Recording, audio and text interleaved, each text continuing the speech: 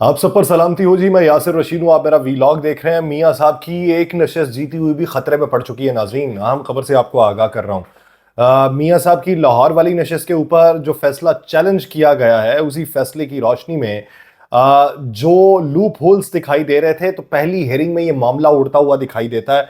और पहली हेयरिंग में ही ये जो आरओ साहब, जिन्होंने नतायज पहले तब्दील करने से इनकार कर दिया था, फिर उनके ऊपर प्रेशर डाला गया और वो रुखसत पे चले गए, तब्दील हो गए, आरओ नए आए और नए आरओ साहब ने जिस तरीके से कमाल महारत से वहां पे चीजें की हैं, वो महारत उन्हीं को ले डूबेगी। और हो सकता है कि जब उनकी नई कहीं पे अपॉइंटमेंट होना हो, तो उसके अंदर ये उनके करेक्टर सर्टिफिकेट के तौर पे लिखा जाए।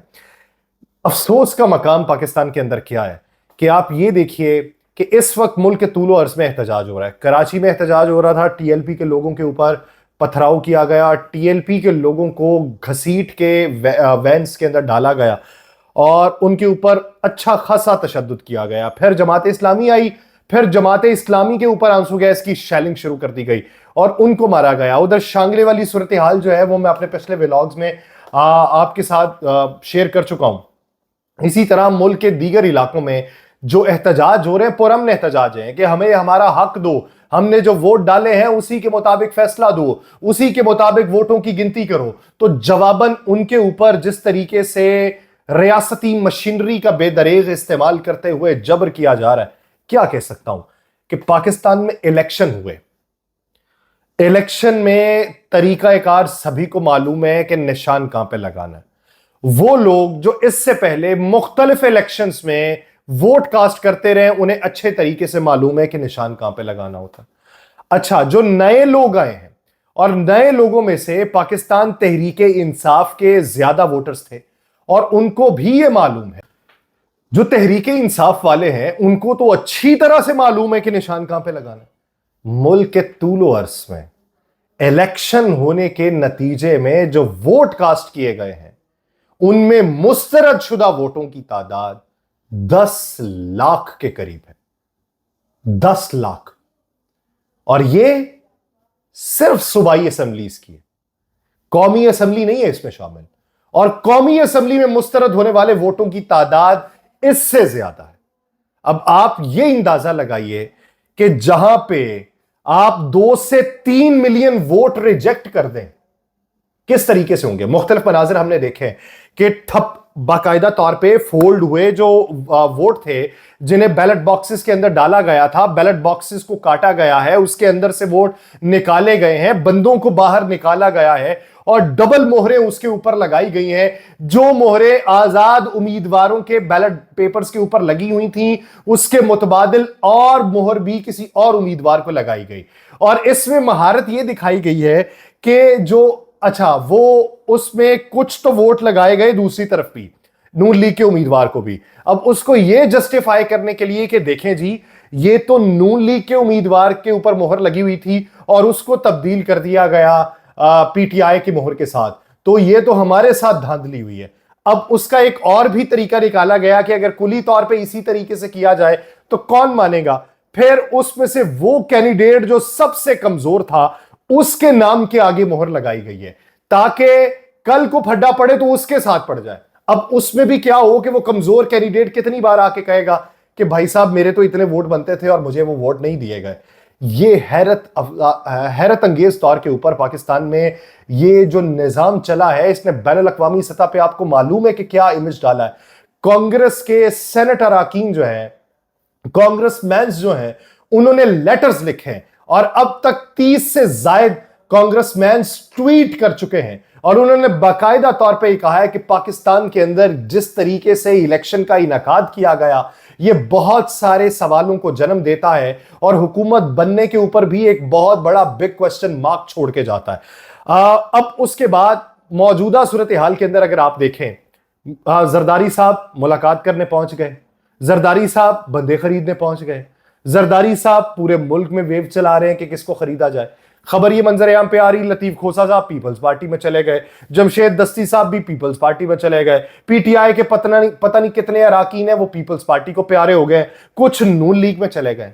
ऐसी किसी भी खबर के ऊपर ध्यान ना धरें, क्योंकि पूरी कौम की जो आवाज है, ना वो मुजरिम, ना गद्दार, कैदी नंबर 804 को दिए जाने वाले जो वोट हैं, वो अभी तक कोई इतला नहीं है। और मैं ये भी नहीं समझता कि इनमें से कोई नहीं जाएगा, जाएंगे।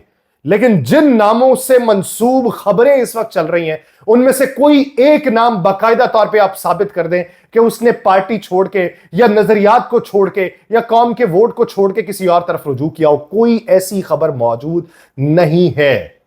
अच्छा, मियां साहब तो गए, वो तो वजीर आजम नहीं बन रहे, लेकिन यहां पे मौजूदा सूरत हाल में मरियम नवाज भी वजीर आला पंजाब बनती दिखाई नहीं दे रही।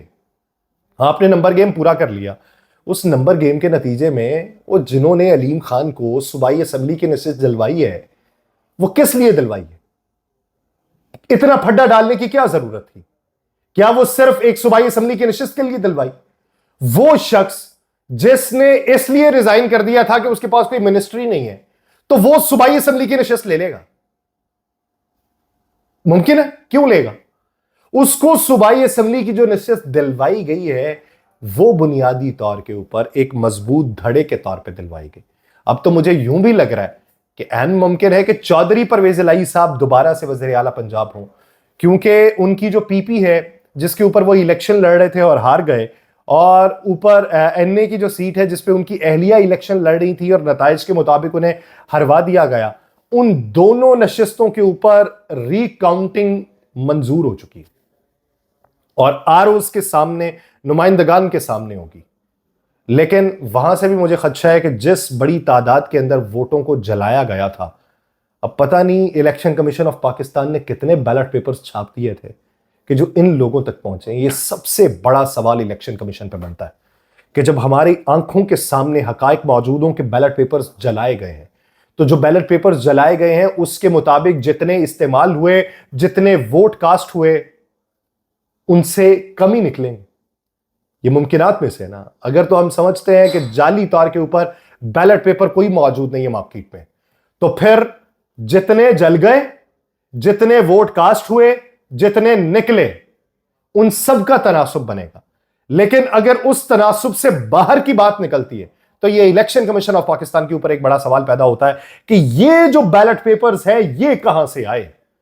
ये बैलेट पेपर्स, क्या इधर से कोई इत्तला आई कि हमारे बैलेट पेपर्स खराब हो चुके हैं, हमारे बैलेट पेपर्स चोरी हो चुके हैं? क्या यहां से कोई इत्तला ऐसी मौसूल हुई? अगर नहीं हुई तो फिर ये किस तरीके से इतनी बड़ी तादाद के अंदर बैलेट पेपर्स निकलते हैं? ये एक बुनियादी तौर के ऊपर सवाल है। लेकिन इस सवाल का जवाब क्या वो देंगे जिन लोगों ने फॉर्म 45 भी मुख्तलिफ बना लिए हुए?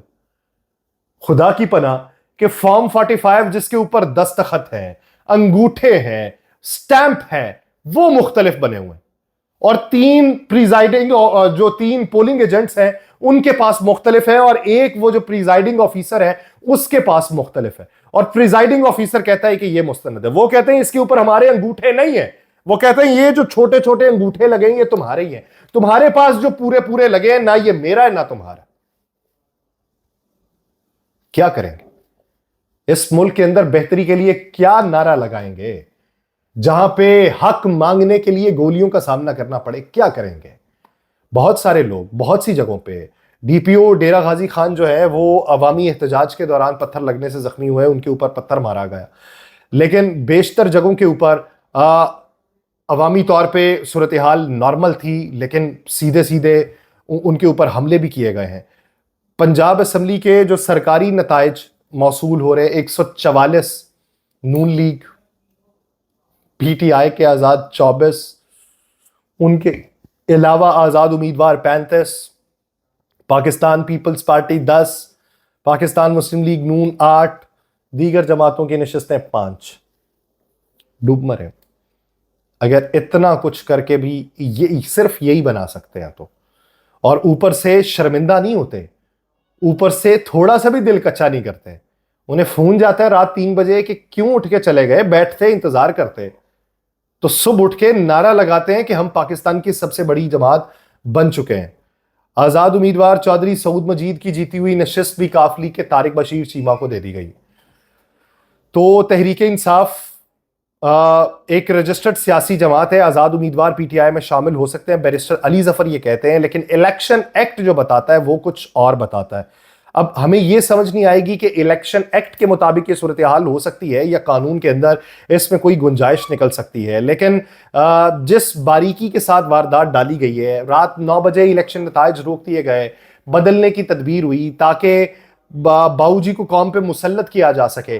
किसी सियाने ने मशवरा दिया कि जहां से तहरीक इंसाफ स्वीप कर रही है ना, तो वहां पे आप एक इनका बंदा जितवा दें ताकि नून लीग का कोई बड़ा ही लीडर हारने के रिजल्ट से कुछ एतबार जो है वो हमारा कायमो दायम रहे कि भाई साहब यहां से नून लीग का बड़ा उम्मीदवार हार गया है, तो ये छोटे उम्मीदवार जितवा के हमने क्या करने थे। आप बड़े उम्मीदवार को सेनेटरशिप के अंदर भी कंसीडर कर सकते हैं, जिमनी इलेक्शन भी बाद में लड़वा सकते हैं अगर आपको ये लगता हो कि ये बड़ा लीडर फिर भी कुछ जान मार सकता है। लेकिन छोटी छोटी जो चींटियां आपने बड़े बड़े हाथियों के सामने खड़ी कर दी हैं, ये चींटियां रौंदी जाएंगी, ये मेरा ईमान है। मुझे दीजिए इजाजत, अल्लाह ने के बाद।